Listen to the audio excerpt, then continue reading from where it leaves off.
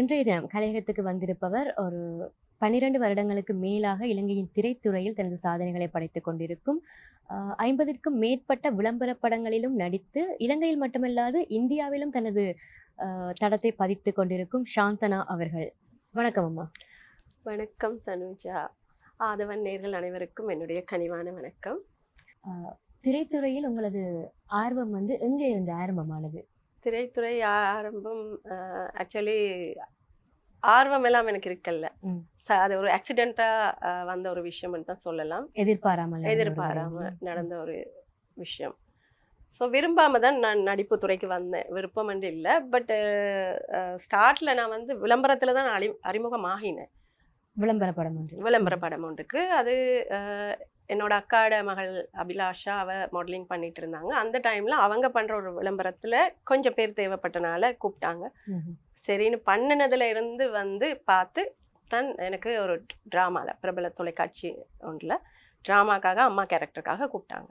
அம்மா கேரக்டர்? ஆமா. அப்பவும் விரும்பாம, தெரியாம, கேமரா பரிச்சயம் இல்லை, எதுவுமே இல்லாம போய் நடிச்சதுதான். நிச்சயமாக. பொதுவாகவே சினிமா துறையை பொறுத்தவரையில் இலங்கையில் மட்டுமல்லாது எல்லா இடங்களிலுமே சினிமா துறையில அதுக்குள்ள போறதுக்கு ஒரு ஸ்டார்டிங் பாயிண்ட் ஒன்று இருக்கும் தானே.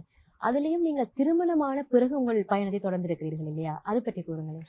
அது எவ்வளவு சுலபமாக இருந்ததா அல்லது கடினமாக? சுலபமாக இருந்தது. என்னன்னா, திருமணம் ஆனதுக்கு அப்புறம்ன்ற விஷயத்துல ஹவுஸ் ஒய்ஃப் தான். எந்த விதமான ஒரு ஒர்க்கு அதெல்லாம் இல்லை. மகனை வளர்க்கணுன்ற ஒரே ஒரு குறிக்கோள் மட்டும்தான். இந்த லட்சியம், கனவு இதெல்லாம் எனக்கு தெரியாது. என்னன்னா, வீட்டுக்குள்ள நான் சொல்லுவேன் அடிக்கடி ஒரு உதாரணம், குண்டு சட்டிக்குள்ள குதிரை ஓட்டுற மாதிரி தான் வீட்டுக்குள்ளே இருந்தது. ஸோ அதுக்கப்புறம் மகன் கல்யாணம் எல்லாம் பண்ண பிறகு வாழ்க்கை முடிஞ்சு போச்சு அப்படிங்கிற ஒரு பட்சத்தில் இனிமேல் நமக்கு அடுத்தது என்ன, மரணம் அப்படிங்கிற ஒரு லட்சியம் அப்படிதான் இருந்தேன்.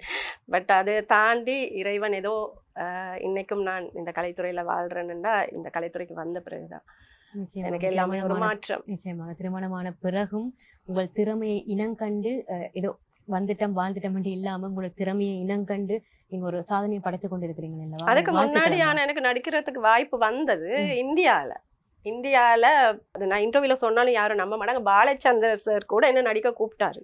ஏன்னா நான் ஷூட்டிங்ஸ் எல்லாம் போயிருக்கேன். இப்போ இங்கெல்லாம் ஒரு படம் ஷூட் பண்ணும்போது ஒரு மொண்டோஜுக்காக போயிட்டு எல்லாம் நின்று எல்லாரும் சான்ஸுக்காக நிற்கிறாங்க. அந்த டைம்ல எனக்கு மொண்டோஜ் நிறைய நான் ஷூட்டிங் பார்த்துருக்கேன். நிறைய படங்கள், கமலஹாசன் கலைஞன், காத்திருக்க நேரமில்லை, இந்த மாதிரி அந்த டைம்லேயே எனக்கு நடிக்கிறதுக்கான வாய்ப்பு, ஹீரோயின் லுக் இருக்குது. ஆனால் என் பல்லு கொஞ்சம் அந்த டைமில், இப்போ நான் பல்லு செய்திருக்கிறேன், அந்த டைமில் சரியா இல்லை. அப்போ அவங்க சொல்லுவாங்க அதை மட்டும் செய்தால் நடிக்கலாம். ஆனால் பல தடவை நாங்கள் ஒரு 2-3 வாட்டி போயிருக்கும் போதெல்லாம் கேட்டாங்க. அப்போ கூட அந்த தைரியம், அந்த ஆர்வம், அந்த இதெல்லாம் இல்லை, ஒரு பயம்தான். நிச்சயமாக வாய்ப்புகள் கைவிடப்பட்டாலும் அதை நீங்க இருந்து பின்வாங்கவில்லை இல்லையா? அதனை தொடர்ந்து உங்கள் முயற்சிகளை முன்னெடுத்து இன்று வெற்றி கண்டிருக்கிறீர்கள். அதாவது அதுக்கு நடிப்புத்துறைக்கு ஒரு ஈஸியா கிடைச்ச ஒரு விஷயம். பட் வாழ்க்கையில நம்ம விரும்புற விஷயங்கள் நமக்கு நடக்குதோ இல்லையோ, நமக்கு கிடைக்கிற விஷயத்த நம்ம விரும்பி வாழணும். நிச்சயமாக. சமீப காலங்களில் உங்களை பற்றிய தகவல் சேகரிப்பின் போது ஜடம் படம் இந்த விமன்ஸ் டேக்கு நீங்க வெளியிட போவதாக இருந்தது இல்லையா? விமென்ஸ் டேக்கு தியேட்டர் போடலாம் அப்படின்னு இருந்தேன்.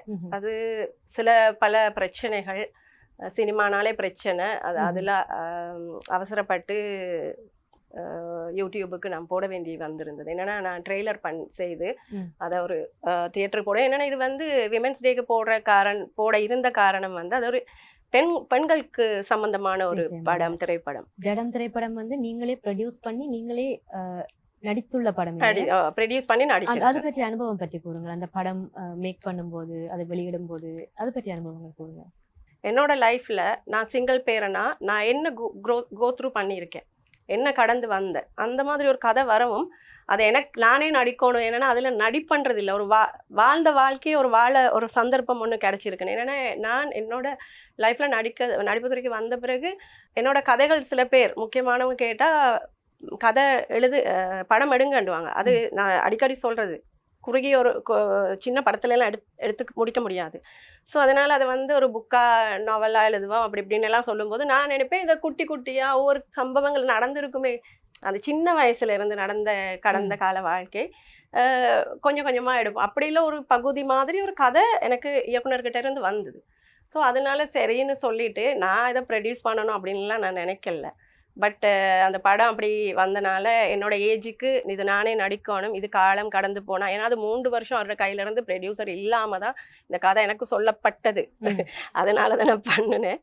பட் அந்த படத்தின் மூலியமா ப்ரொடியூஸ் பண்ற ஒரு விஷயத்தையே நான் வாழ்க்கையில பண்ணக்கூட நடிப்பும், அதுவும் வந்து தமிழ் திரைப்படங்கள், இலங்கையில் எடுக்கிற படங்கள் எல்லாம் எனக்கு நடிக்கிற இன்ட்ரெஸ்டே இல்லை. எனக்கு நடிப்பு துறையில் இன்ட்ரெஸ்ட் இல்லை, ஆரம்பத்தில் இருந்து இல்லை. நான் அது ஜஸ்ட்டு வந்ததுக்காக கூப்பிட்றதுக்காக தான் பண்ணிட்டு இருந்தேன். என்ன தேடி வந்து கூப்பிட்டேன். இப்போவும் சில இடங்கள்ல என்ன கூப்பிடுறாங்க. நிச்சயமாக கலைத்துறை உங்களை வாழ வைத்துக் கொண்டுதான் இருக்கிறது இல்லையா? அதற்கு விசுவாசமாக இருந்தால் ஓகே இல்லையா? வர்றது வரட்டும், வராதுக்கு வந்தா சந்தோஷம், வரலன்னா பரவாயில்ல. நிச்சயமாக வருங்காலத்தில் இந்த நிலை மாறும், நம்புவோம். அடுத்தபடியாக நீங்கள் வந்து ரியல் லைஃப்லேயும் ஒரு அம்மா இல்லையா? ஒரு மகனுக்கு அம்மா. இந்த அனுபவம் வந்து திரைத்துறையில கூடுதலா நீங்க எடுத்து செய்யறது வந்து அம்மா கேரக்டரா தான் இருக்குது. எடுத்து செய்யறது இல்ல, கொடுக்கறது. ஓகே, கொடுக்கறது அம்மா கேரக்டரா இருக்கு. இந்த அனுபவம் வந்து உங்களுக்கு கதாபாத்திரத்துக்கு எப்படி உதவுது? கதாபாத்திரம் நான் சொல்றேன், நான் வந்து இப்ப நீங்க எல்லாருமே சொல்றாங்க தேடிட்டு போறாங்க நடிக்க சான்ஸ் வரணும். நானா இதை வந்து ஒரு ஜாலியா தான் பாக்குறேன். ப்ரொஃபஷனலா பாக்குறது, பணம் வருமானம் வர்றது வந்து நான் இது கமர்ஷியல் ஆட்ஸ் எல்லாம். இந்த திரைப்படங்கள் வந்து எனக்கு கதை பிடிச்சிருக்குதா, அதில் வந்து நான் வாழ்ந்த வாழ்க்கையில் ஏதாவது இருக்கா, அதை ஜாலியாக அதை ரசித்து அதில் வாழணும்னு நினச்சி போகிறேன். அதுதான் என்னோட இது. அது எப்படி நான் சொல்கிறேன்னு தெரியல, ஒவ்வொருத்தருக்கும் ஒவ்வொரு மைண்ட் செட் இருக்கும். எனக்கு வந்து நான் ஜாலியாக போயிட்டு ஒர்க் பண்ணணும்னு தான் நினைப்பேன். படமாக இருந்தால் ஜாலியாக இருக்கா. எங்களோட டீம் கொஞ்சம் பேர் இருக்கிறோம், நாங்கள் எல்லாம் சேர்ந்து படம் எடுப்பேன். இப்போ அடுத்தது நாங்கள் படம் ஒன்று எடுக்கிறதுக்கு இருக்கிறோம். நிச்சயமாக நீங்கள் ஒரு பெண்ணாக, ஒரு அம்மாவாக இத்தனை ஆண்டுகளுக்கு பிறகு உங்களோட ஒரு பயணத்தை வந்து தொடங்கியிருக்கிறீர்கள் என்று இருக்கும்போது, உங்களோட குடும்பமும் உங்களை சுற்றி இருக்கிற அந்த க்ளோஸ் சர்க்கிள் என்று கூறுவார்கள் இல்லையா? அந்த க்ளோஸ் சர்க்கிளும் உங்களுக்கு ஒரு சப்போர்ட்டாக நிச்சயமாக இருந்திருக்கும். குடும்பம் சப்போர்ட்ன்னு சொல்லிட்டு பெருசாக இல்லை, நான் தனியாக என் வேலையை பார்த்துட்டு தான் இருக்கேன். பட் எனக்கு சப்போர்ட் இல்லை. இப்போ சில வார்த்தைகள், இப்போ எனக்கு என்னை பொறுத்தவரையில் இந்த அவார்டு எடுக்கிறது, இந்த சர்டிஃபிகேட், இதெல்லாம் அந்த மெடல், இதெல்லாம் எனக்கு தேவையில்லை. எனக்கு ஒரே ஒருத்தர் வந்து நல்லா இருக்கு நீங்கள் நடிச்சோம், அது பெரிய சந்தோஷத்தை கொடுக்கும். அந்த மாதிரியில் எனக்கு நான் பிறந்து வளர்ந்த ஏரியா நான் சந்தோஷமாக சொல்லுவேன். நான் மயூரா பிளேஸில் பிறந்து வளர்ந்துருக்கேன். அங்கே உள்ள எல்லாருமே என்னை வந்து போனால் அவ்வளோ பாராட்டி சந்தோஷமாக இருக்கும். அந்த இடத்துக்கு போனால் நான் இப்போல்லாம் இருந்தாப்புல போனாலே உங்களை டிவியில் பார்க்குறேன். இப்போ நிறைய விளம்பரங்கள் என் டிவியில் போயிட்டு இருக்கு. அவங்க எல்லாம் அங்கே போகும்போது நீங்கள் எங்கேயோ போயிட்டீங்க. இப்போ என்னோட ஜடம் பார்த்து கூட எனக்கு அதில் வந்து நிறைய முஸ்லீம்ஸ் வந்து நான் போனால் எனக்கு கொஞ்சி முத்தம் கொடுத்து, நீங்கள் ஐயோ பார்க்க ஆசையாக இருக்குது, எங்கே இருந்தீங்க இப்போ எப்படி இருக்கிறீங்கன்னு எல்லாம் சொல்லும்போது அது எனக்கு பெரிய ஆத்ம திருப்தி. அதே மாதிரி இப்போ போட்டி பொறாமன்னு நான் சொல்லுவேன், நெருங்கினவங்க கலைத்துறையிலையும் அப்படித்தான், எங்களை சார்ந்தவங்க நெருங்கினவங்க தான் நம்மளை பற்றி தப்பாக பேசுறது, இது பண்ணுறது, ஒரு பாராட்டு ஒன்றும் வராது.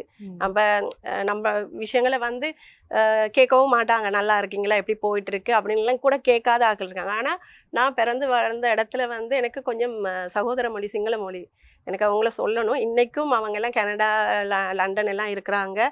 வேறையா நம்ம எல்லாம் ஒரு காலகட்டத்தில் நம்ம சின்ன வயசில் வளர்ந்தவங்க இருக்காங்க, பொறாமை இல்லாத. இப்போ நான் அவங்களோட வளர்ந்த காலத்தில் என்ன அழகு பார்த்தவங்க நாங்கள் எல்லாம் வந்து அந்த காலத்தில் அப்படி இருக்கிறனால தான் கலைத்துறை எனக்கு யார் மேலேயும் பொறாமை வரல.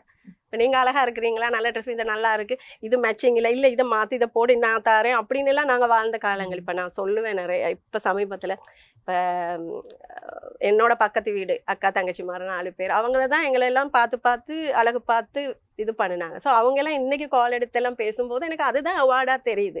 அதாவது நம்ம அவங்களோட சேர்ந்து வாழ்ந்த மக்கள் இருக்கிறோம், அவங்கெல்லாம் பேசும்போது தான் எனக்கு உண்மையில் எனக்கு தெரியாத மக்கள், தெரியாத புகழ், இதெல்லாம் பற்றி நான் வொரி பண்ணல.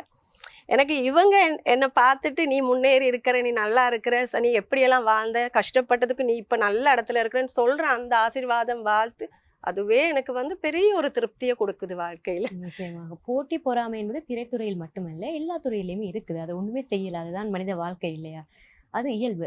அடுத்ததாக நாங்கள் ஒரு செய்யும் ஒரு விடயத்தை, ஒரு பாராட்டு, யாராவது ஒரு வாயிலிருந்து ஒரு பாராட்டு வந்து கோயிலுக்கு, இப்போ மயூரா கோயிலில் நான் பிறந்து வளர்ந்து கோயிலுக்கெல்லாம் போகும்போது எவ்வளவோ எல்லாருக்குமே தெரியும், மகனோட நான் தனியாக இருந்திருப்பேன், எவ்வளோ பிரச்சனைகளை நான் முகம் கொடுத்துருப்பேன், நிறைய கடக்க வேண்டியிருக்கேன். நான் அப்படி இல்லை. இப்போ போகும்போது அதில் கோயிலுக்கு போகும்போதெல்லாம் அங்கே உள்ள மக்கள் வந்து என்னை பார்த்து பேசும்போது எனக்கு ரொம்ப சந்தோஷமா அந்த இருக்கு. பாராட்டுக்கள் வந்து எங்களுக்கான அங்கீகாரம் கிடைத்தது போல ஒரு உணர்வு தரும் இல்லையா? ஆனால் திரைத்துறையில் நீங்கள் இருக்கும் துறையில் அது உங்களுக்கான அங்கீகாரம் உங்களுக்கு கிடைக்கப் பெற்றதா? அதில் நீங்கள் திருப்தி அடைந்திருக்கிறீர்களா? அதுவும் வந்து நீங்க ஜடம் பத்தி கேட்கும்போது நான் தவற விட்ட விஷயம் என்னன்னா, ஜடம்ங்கிற படம் வந்து நான் எனக்காக பண்ணேன்னு இல்ல. ம். நான் கடந்து வந்த வாழ்க்கை வந்து இன்னைக்கும் நிறைய பேர் கடந்து வந்தவங்களும் இருக்காங்க. அத அத வாழ்ந்து இந்த மாதிரி ஸ்ட்ரகிள் பார்த்து கொண்டிருக்கிற பேரண்ட்ஸும் இருக்கிறாங்க. ஸோ நான் அவங்கள மைண்டில் எடுத்துட்டு தான் இதை கொடுத்த. எனக்கு பெண்கள்னா ரொம்ப பிடிக்கும். பெண்கள் அழகானவங்க, பெண்கள்கிட்ட நிறைய திறமைகள் இருக்கு. பெண்களால தான் நானா சொல்லேன், பெண்களால தான். ஆண்கள் சந்தோஷப்படுறதும் பெண்களால தான். எல்லாமே பெண்கள்னாலே அவ்வளோ எனக்கு ரொம்ப பிடிக்கும். பொம்பளை பிள்ளைகளையும் பிடிக்கும்.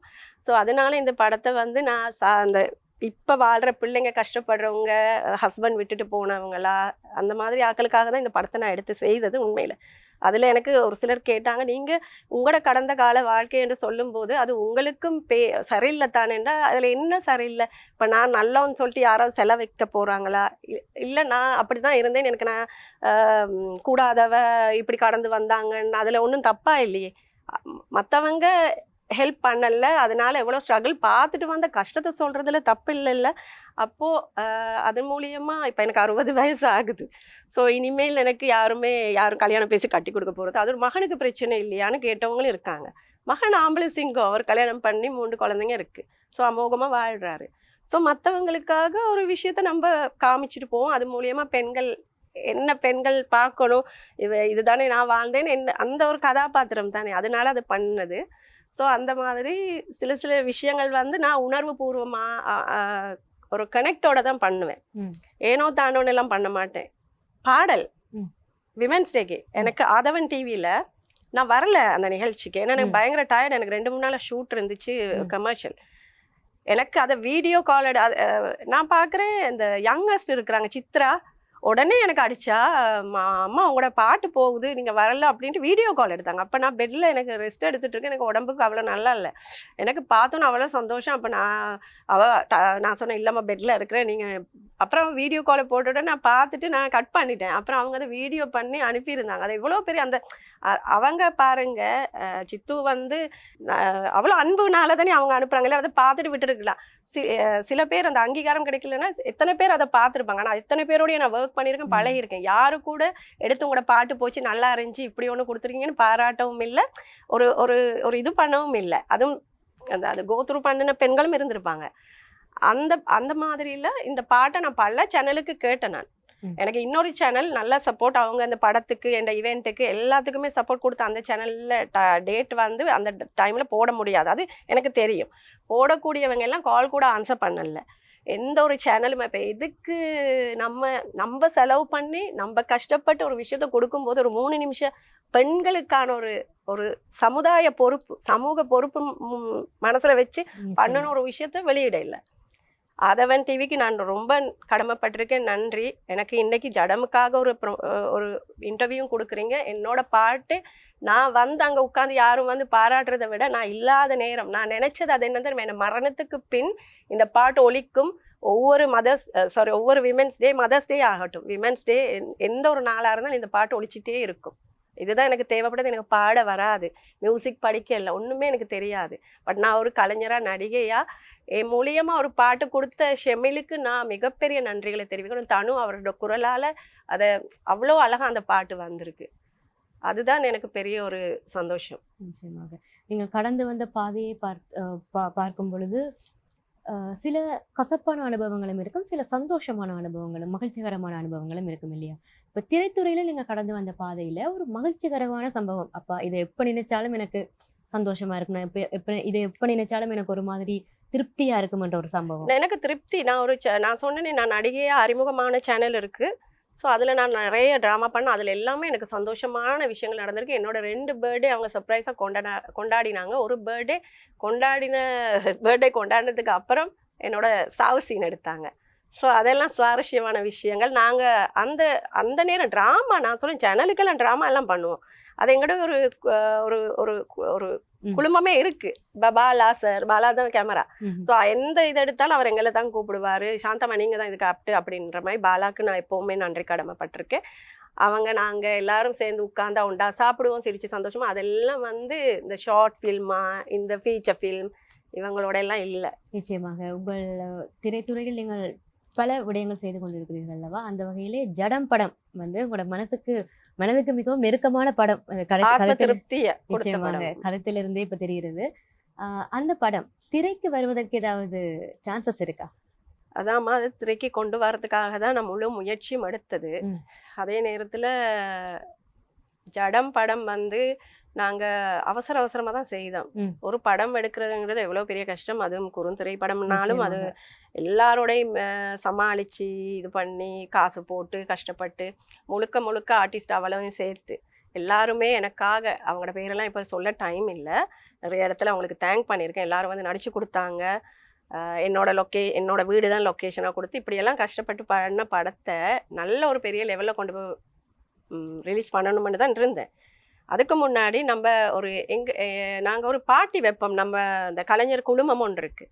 எவ்ரி இயரும் பார்ட்டி வைக்கும்போது நம்ம எல்லாம் ஷேர் பண்ணி டே அவுட்டிங் போய் பழங்காலத்து விளையாட்டுகள் எல்லாம் விளையாண்டு அந்த மாதிரி புதுமையாக ஏதாவது பண்ணிகிட்டே இருப்பேன். நான் ஒன்று படம் வரது இல்லையா, அது வரலனாலும் இப்படியாவது கலை நிகழ்ச்சிகள் பண்ணுவேன். அப்படிலாம் இந்த படத்தை ஒரு நிகழ்ச்சி நடத்துறதுக்கு இருந்தேன். சில கலைஞர்களுடைய ஒரு தவறான ஒரு பேச்சுவார்த்தை நடக்கிறதா எனக்கு தெரியல. ஒரு ரூமர்ஸ் போயிட்டுருக்கு. இதை ப்ரொமோ பண்ணுறதுக்காக தான் நான் நிகழ்ச்சி நடத்தின மாதிரி. இந்த படம் வந்து நான் போட்டாச்சு. அப்படியே நாங்கள் ஒரு நிகழ்ச்சி நடத்துறதுக்காக ஏற்பாடு பண்ணிட்டு இருக்கிறோம். அதில் மூத்த கலைஞர் அவங்கள கூப்பிட்டு ஒரு கௌரவம் பண்ணுவோம்னு செல்வம் பெர்னாண்டோ அம்மா, பழங்கால நடிகை, புகழ்பெற்ற நடிகை, நிறைய ஜனாதிபதி அவார்டெல்லாம் எடுத்தாங்க. அவங்களுடைய பிறந்த நாள் அன்றைக்கு கொண்டாடினோம். உலக அறிவிப்பாளர் BH அப்துல் ஹமீத் சார் கூட அந்த நிகழ்ச்சிக்கு வந்து படம் பத்தி ரிவ்யூ ஒன்று வெளியிட்டிருந்தாரு.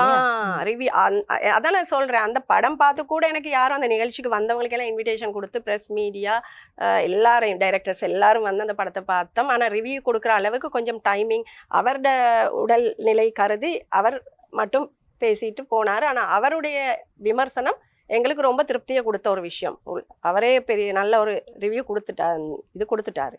ஸோ அந்த நிகழ்ச்சி எல்லாம் அந்த படம் போடுறோம்ன்றதை நான் எங்கேயும் வெளியிட இல்லை. அதாவது வந்து எனக்கு நிறைய பேர் எங்களுடைய நலன் விரும்பிகள் கொஞ்சம் நாங்கள் அந்த ஒரு டீம் ஒர்க் தானே அந்த நிகழ்ச்சி நடத்த அப்போ சொன்னாங்க, ஏன் அந்த இடத்துல ஜடம் படத்தையும் போட்டு விட்டுறலாமேன்னு சொல்லவும் தான் அவசர அவசரம். இல்லைன்னா இந்த ஜடம் படம் போஸ்ட் ப்ரொடக்ஷன் நடந்தே இருக்காது. இதுதான் உண்மையான கதை. ஒரு நிகழ்ச்சி ஏதாவது ஒரு அவசரம் வரும், அதுவும் கஷ்டப்பட்டு டக்குன்னு எடிட்டிங் பண்ண ஒரு நாள் சவுண்ட் ஒரு நாள் செய்து ஒரு நாள் தான் அதில் சவுண்ட் எஃபெக்ட் கொடுத்தது, ஒரு நாள் தான் மியூசிக் போட்டது. டப்பிங் விடிய நான் கஷ்டப்பட்டு தூக்க முழிச்சு எல்லாம் டப்பிங் எல்லாம் பண்ணிட்டு வந்தது தான் இந்த இவெண்ட்ல போட. மற்றபடி அதுக்கு போஸ்டர் அடிச்சு ப்ரொமோட் பண்ணுறதுக்காக நான் நிகழ்ச்சி நடத்தவே இல்லை. ஏன்னா அதில் நாங்கள் ஷேர் பண்ணுவோம். இந்த கலைஞர்களெல்லாம் சேர்ந்து இந்த சாப்பாடு 3 ஸ்டார் ஹோட்டலுண்டா ஒரு சாப்பாடு காசு 5000 வரவங்க வாங்க, வராதவங்க பரவாயில்லன்னு 150 பேர்கிட்ட வந்தாங்க. அதில் ஸ்பான்சர்ஸ் கிடச்சிச்சு. ஷெல்வின் தாஸ் ஆஸ்திரேலியா நடிகரும் ப்ரொடியூசரும் இயக்குனர் தனபாலசுந்தரம் சார் அவங்க கொஞ்சம் ஸ்பான்சர் பண்ணிடுறாங்க. Mohammed Naleem sir human rights, அவர் ஒரு பிஸ்னஸ்மேன். இவங்க எல்லாரும் சேர்ந்து ஒத்துழைப்பு கொடுத்தனால மேலதிகமாக என்னுடைய பணத்தை போட்டு தான் இந்த நிகழ்ச்சியை நடத்தி முடித்தேன். ஏன்னா கையில் எடுத்துட்டோம் இல்லையா, அது நஷ்டமோ கஷ்டமோ நானே ஏற்றுக்கிறேன்னு சொல்லிட்டு எடுத்தது தான். அந்த இடத்துல தான் படத்தை போட்டோமோ இல்லையா, படத்துக்காக ஒரு நிகழ்ச்சி நடத்தலை. ஆனால் அந்த படத்தை வந்து எல்லாரும் அங்கே பார்த்துட்டு சொன்னோம், இதை தியேட்டருக்கு கொண்டு வாங்கன்ற சொன்ன காரணத்துக்காக தான் அதை தியேட்டர் போட இருந்தோம். அதுக்குள்ளால சில பிரச்சனைகள் டீமுக்குள்ள முக்கியமான இயக்குனர் பிரச்சனைப்படுத்தி அதை அவர் யூடியூபுக்கே போடணும்னு சொன்னனால தான் நான் அவசர போட்டேன் அந்த படத்தை. ஆனால் எனக்கு திரும்ப அந்த படம் வந்து ஒரு முயற்சி ஒன்று எடுத்துட்டு இருக்கேன் போடலாம்ன்றது. சில விஷயங்கள் வந்து விதை போடும்போது சத்தம் வரக்கூடாதுமா, அது விருட்சமாக இப்போ நம்ம ஜடமும் அப்படித்தான் ஆர்ப்பாட்டம் பண்ணலை. இப்போவும் மனசில் ஐடியாக்களோ நம்ம இதை பிளான் பண்ணுறோம் அதெல்லாம் வந்து வெளியில் சும்மா பப்ளிக்கில் வந்து சொல்லிட்டு ஃபேஸ்புக்கில் படம் காட்டிட்டு போஸ்டர்ஸ் போட்டுட்டு இருக்கிறத விட நம்ம ஏதாவது ஒன்று சாதிச்சுட்டு மற்றவங்க பேசட்டுமேன்ற மாதிரி நம்ம இருக்கிறோம். இப்போ நிச்சயமாக இந்த ஜடம் என்ற பேருக்கு பின்னால் ஏதாவது விசேட காரணங்கள் ஏதாவது இருக்கு? ஜடம்ண்டா வாழ்கிற காலத்தில் ஒரு சிங்கிள் பேரன் தான் நிறைய விஷயத்தில் ஜடமாக இருக்க வேண்டி இருக்கு இல்லையா. பிள்ளைங்களை வளர்க்குறதுக்காக உணர்வுகள் அடக்கி கொள்ள வேண்டி இருக்கு. ஒரு ஜடமாக நடமாடுற என்று சொல்லணும். அதே நேரத்தில் அந்த படத்தில் வந்து பார்த்தீங்கன்னா உதவி கேட்டு போகிறவங்க எல்லாம் உதவி செய்கிறாங்க இல்லை. அப்போ அவங்க எல்லாரும் ஒரு ஜடம். உணர்வொன்று இருக்கணும். ஒரு பெயின், மற்றவங்க ஓடி வராங்க பிள்ளைக்கு சுகம் இல்லைண்டா அந்த மாதிரி ஒரு சீன் எல்லாம் வருது. அதனால ஜடம்ங்கிறது வந்து எல்லாத்துக்குமே பொருந்தும். அடுத்ததாக நீங்கள் கடந்து வந்த பாதையில வந்து நிறைய சவால்களை சந்தித்திருக்கிறீர்கள். அது நீங்க கதைச்சதுல இருந்தே விளங்குது இல்லையா? அந்த சவால்களை என்னென்ன நீங்க எதிர்கொண்டிருக்கிறீர்கள்? அதுக்கான மனதைரியம் உங்களுக்கு எங்க இருந்து வந்தது? இப்ப இத நீங்க பகிர்றது மூலமா நிறைய பெண்களுக்கு இது உதவியா இருக்கும் இல்லையா?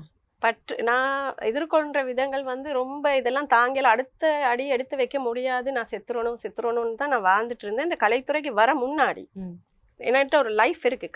கலைக்கு முன், கலைத்துறைக்கு பின், முன் 2 இருக்கு. ஸோ அதுக்கு முன்னால் எனக்கு உலகம் தெரியாது. நான் வீட்டுக்குள்ளேயே வளர்ந்தேன். என்னோட அண்ணன் அவங்களோட கட்டுப்பாடு அந்த மாதிரி தானே. அப்புறம் வந்து வெளி உலகமே எனக்கு தெரியாது. யாரும் என்கரேஜ் பண்ணுறதுக்கும் இல்லை. நான் பியூட்டிஷியனாக இருந்தேன். நிறைய மணப்பெண்களை பார்த்து அலங்காரம் பண்ணுவேன். யாரையுமே உடுப்பாத்தி பார்ப்பேன். இல்லை வீட்டில் இருக்க பொம்பளை பிள்ளைகளை உடுப்பாட்டி பார்ப்பேன். அவங்களுக்கு டான்ஸ்லாம் அப்படி நாங்கள் எல்லாம் வந்து ஒன்றா இருந்திருக்கிறோம் வீட்டில். அதனால எனக்கு வந்து கொஞ்சம் அம்மா சப்போர்ட், என் தங்கச்சி இறந்து அவங்க இல்லை இப்போ உயிரோட, அவங்களுடைய பிள்ளைகளை வளர்த்த அந்த மாதிரி இருக்கும்போது எனக்கு பெருசாக வீட்டுக்குள்ளே ஒரு இதாக தான் இருந்தேன். பட் அதுக்கப்புறம் நிறைய சங்கடங்கள், கஷ்டங்கள், நிறைய விஷயங்கள் நான் ஃபேஸ் பண்ணியிருக்கேன். மகனை இப்போ இது கோத்ரூ பண்ணேன்னு சொன்னால் நான் யார்கிட்டையும் கடனுக்கு போய் நிற்கல. பட் ஸ்கூல் விஷயங்கள் எப்படியுமே தனியாக பெண்கள் வாழ்கிறது ரொம்பவே கஷ்டம். இப்போ கூட நான் வந்து எனக்கு சொந்த வீடு, கார் எல்லாம் இருந்து நான் தனியாக இருந்தனால அதை வேற ஏமாற்றப்பட்டுட்டேன். அதெல்லாம் போய் இப்போ நான் ரெண்ட்டுக்கு இருக்கிறேன். நான் வீடு மாறும்போது எனக்கு ஆண் துணை இல்லாமல் கஷ்டப்படுறேன். அதனால இப்போ கொஞ்சம் அந்த வெளியில் வந்தனால எனக்கு வெளியில் அந்த முகம் கொடுக்கறதெல்லாம் ரொம்ப பெரியது. இப்போ வந்து முன்னாடி வந்து நான் வந்து ஊர் உலகத்துக்கு பயம், ஒரு ஆக்களோட கதைக்க பயம். நம்ம தப்பு என்னென்னா ஒரு விஷயம் வந்து ஹஸ்பண்டோட குடும்பமாக வாழ்கிற பெண்கள் எத்தனை தவறு பண்ணாலும் வெளியில் தெரியறது இல்லை. ஆனால் ஹஸ்பண்ட் இல்லாமல் நல்லா வாழணும்னு நினைக்கிற பெண்களுக்கு நல்ல பேர் வாரதே இல்லை. ஹஸ்பண்ட் இல்லைன்னா இவன் எப்படியெல்லாம் வாழ்ந்திருப்பான்னு இன்றைக்கும் சொல்லுவாங்க. அது பிரச்சனை இல்லை. ஆனால் நாங்கள் நிறைய விஷயங்கள் கடந்து வந்திருப்போம். யாரும் அந்த அப்படியே தான் வந்துட்டோம் அப்படின்ற மாதிரி இல்லை. ஆனாலும் அதில் நாங்கள் எவ்வளோ பெரிய பெயின், வலி கடந்து வந்திருப்போம். ஸோ அந்த மாதிரி சமயங்களில் ரொம்ப கஷ்டப்பட்டு கடக்கும்போது செத்துடலாம் இனி வாழ்க்கையில் என்ன இருக்குன்னு எனக்கு ஒரே இது என்னோட மகனை வளர்க்குறதுல. ஏன்னா சத்தியமாக என்னோட மகன் பிறந்து ஒரு வயசு 1.5 வயசுலலாம் தூக்கிட்டு போயிருக்கிறேன். ட்ரெயினில் பாயறதுக்கெல்லாம் போயிருக்கிறேன். அந்த மாதிரியெல்லாம் காலகட்டம் இருந்தது. அதெல்லாம் தாண்டி வர்றேன்னா வந்து சம்திங் என்னை சுற்றி ஏதோ ஒரு நல்ல ஒரு கடவுளுடைய அந்த ஏஞ்சல்ஸ் எல்லாம் என்னை வந்து சேவ் பண்ணியிருக்கிறாங்கன்னு தான் சொல்ல முடியும்.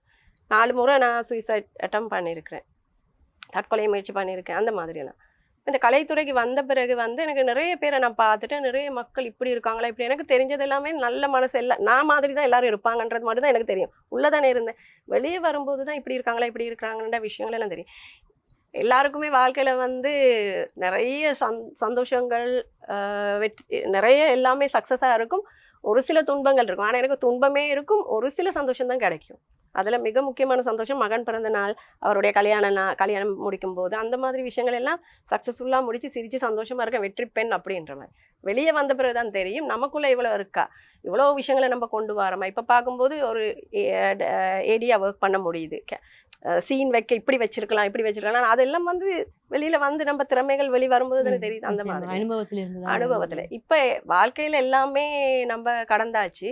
நல்லது கெட்டதுன்னு ஒன்றும் இல்லை, எல்லாமே நல்லது தான் அப்படிங்கிற ஒரு மனப்பான்மையில வாழ்ந்துட்டு இருக்கேன். நிறைய இளம் பெண்கள் வந்து தற்காலத்துல வந்து இந்த சினிமா துறையில, கலைத்துறையில சாதிக்கணும் என்று நிறைய பெண்கள் விரும்புகிறார்கள் இல்லையா? அந்த பெண்களுக்கெல்லாம் நீங்க என்ன சொல்ல நினைக்கிறீங்க? பெண்களுக்கு என்ன சொல்லணும், இப்போ உள்ள பெண்களுக்கு சொல்றதுக்கு புத்தி சொல்ல தேவையில்லை. யாருக்குமே ஃப்ரீ அட்வைஸ் கொடுக்க முடியாது. என்னன்னா அவங்களுக்கு மனசுக்கு நானா சொல்லுவேன், உங்களோட மனசுக்கு சரி எதுன்னு பாருங்க. உங்களோட மூளையை நீங்க யூஸ் பண்ணுங்க, அடுத்தவண்ட மூளையை யூஸ் பண்ணாதீங்க. உங்களுக்கு மனசுக்கு பிடிச்சிருக்கா, உங்களுக்கு சந்தோஷமா, மற்றவங்களுக்காகன்னு செய்யாமல் நீங்கள் உங்களுக்காக வாழுங்க. உங்கள் மனசுக்கு பிடிச்சது சரின்னு படுறதை பண்ணுங்க. கொஞ்சம் கவனமாக இருங்க. உலகத்தில் நன்றி கெட்ட உலகம்னு சொல்ல முடியும். உலகம் வந்து ஒரு என்ன சொல்கிறதுன்னா சந்தர்ப்பம், சூழ்நிலைக்காக வாழ்கிற மனிதர்களை தான் அதிகமாக நான் பார்த்துருக்கேன். அதனால் உலகத்தை நேசி. நான் எல்லார் மேலேயும் பாசம், அன்பு, நல்லது மட்டும் தான் நினைப்பேன், நல்லது மட்டும் தான் செய்வேன். ஸோ அதாவது அது உலகத்தை நேசி ஒருவரையும் நம்பாதே. நான் யாரையும் இப்போ நம்புறதில்லை, என்னை மட்டும் நம்புகிறேன். நான் உங்களுக்கு நல்லது மட்டும்தான் நினைப்பேன்னா நான் என்ன நம்பி தான் சொல்கிறேன். ஆனால் உங்ககிட்ட இருந்து நல்லது வருதா இல்லையான்னு அதை பற்றி நான் வரி பண்ண மாட்டேன். இதை மட்டும் நம்ம நினச்சிட்டோம்னா ஓகே நல்லபடியாக போகும். நிறைய பிள்ளைங்க இன்னைக்கும் கஷ்டப்படும் போது எனக்கு கால் எடுப்பாங்க. எடுத்துட்டு சொல்லுவாங்க, இது அப்போ நான் எல்லாரும் சொல்லுவாங்க வாழ்ந்தவங்கக்கிட்ட தான் எல்லாம் இருக்குன்னு. கஷ்டப்பட்டு பெயின் எல்லாம் கடந்து வந்தவங்கள்ட்ட தான் நல்ல புத்தி சொல்லக்கூடிய ஒரு மனப்பான்மை இருக்கு. ஏன்னா அவங்க என்ன மாதிரி அவங்களுக்கு அது நடக்கக்கூடாதுன்னு நினைக்கிற ஒரு ஆள்னால என்ன நம்பிக்கை சொல்லுவாங்க. அப்பவும் அவங்க சொல்றது யங்கஸ்ட் எல்லாம் எனக்கு நிறைய பேர் சொல்றது என்னன்னா, வீட்டில் ஒரு கஷ்டம் பிரச்சனை வந்து இனி இல்லைன்ற வரும்போது நீங்க தான் என்கிட்ட கண்ணு முன்னாடி வருவீங்க அப்படிங்குவாங்க. அந்த அளவுக்கு அவங்களுக்கு இன்ஸ்பிரேஷன் கொடுத்துருக்குறேன்னா என் வாழ்க்கையில நிறைய வந்த விஷயங்கள் அப்படி. ஸோ தைரியமா இருங்க, யாரையும் நம்பாதீங்க. என்னைக்குமே இப்போ எனக்கு இந்த தொழில், நான் பழகாத ஒரு தொழில் எனக்கு கிடைச்ச ஒரு வருமானம் வருது. ஆனால் கண்டிப்பாக நான் இதெல்லாம் எனக்கு தெரியாது, செய்யாதனால நான் கஷ்டப்பட்டேன். ஆனால் நீங்கள் இப்போ தான் வாழ போகிறீங்க. உங்களுக்குன்ற முதலாவது தொழில் சம்பாத்தியம் எல்லாம் அவங்க பார்த்துக்கிறாங்களே இவங்க பார்த்துக்கிறாங்களேன்னு மட்டும் இல்லாமல் நீங்கள் உங்களுக்கு ஒரு சொந்தமாக படிங்க, படிக்கிற பிள்ளைகள் படிங்க, நடிக்கிறதா இருந்தாலும் ஏதாவது படிச்சுட்டே இருங்க. படிப்புக்கு வயசும் இல்லை. உங்களுக்குன்ற ஒரு தொழில் உழைப்பு இருந்தோம்னா யாருக்கும் நீங்கள் இதாக பயந்து வாழ தேவையில்லை. எந்த சந்தர்ப்பத்தில் எதுவும் நடக்கலாம். நம்மளால் வாழ முடியும், நமக்கு வருமானம் அப்படிங்கிற ஒன்று இருந்தால் அதுவே போதும். அந்த வருமானம் இருந்துட்டாலே இண்டிபெண்டாக வாழ்ந்துடலாம். நிச்சயமாக நிறைய பெண்களுக்கு இது உதவியா இருக்கும் என்ற நம்புறோம்.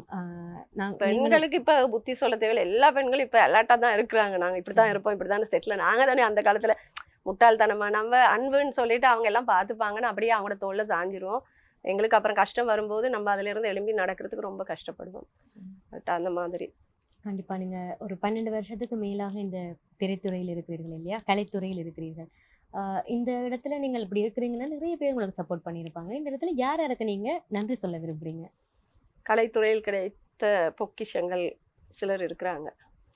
சந்திரசேகரன் சார் ஐயா அவங்களுக்கு நான் உண்மையில் வணங்கி நான் நன்றி சொல்ல விரும்புகிறேன். நிறைய என்னைக்கு ஃபேஸ்புக்கில் பார்த்தார் அன்னையிலேருந்து இன்ன வரைக்கும் அவருடைய ஒவ்வொரு அறிவுரைகளும் கமெண்ட்ஸ் எல்லாமே ரொம்ப பெரிய ஆசீர்வாதத்தோடு நிறைய எனக்கு அடுத்த அடி எடுத்து வைக்கிற மாதிரி ஒரு உற்சாகம் கொடுக்குது. அதே மாதிரி அரவிந்தன் பாலகுமார் சார், அவர் ஒரு கலைஞர்.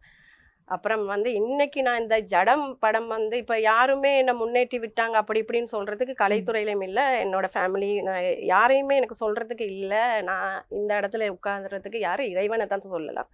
அதில் வந்து எனக்கு மிக முக்கியமாக அரவிந்தனும் நிராவையும் தான் சொல்லணும். நிரா சாமிநாதன் ஆதவன் டிவியில் ஒர்க் பண்ணுறாரு. அவர் எனக்கு நண்பராக கிடைச்சதுக்கு வந்து நான் பாக்கியம் பண்ணியிருக்கணும்.